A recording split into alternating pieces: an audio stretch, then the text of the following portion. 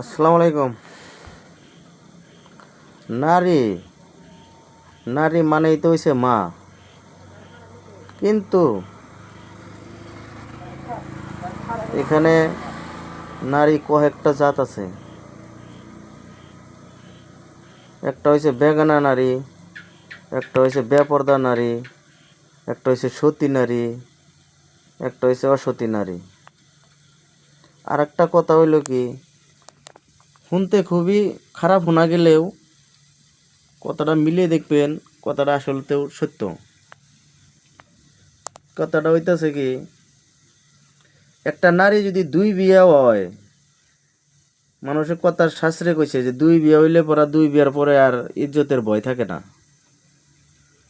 তো সবের ক্ষেত্রে একই না হইতে পারে, কিন্তু ম্যাক্সিমাম 95% মানুষ মিলে দেখবেন দুই বিয়ার পরে তাকে ইজ্জতের ভয় খুবই কম থাকে। ধন্যবাদ।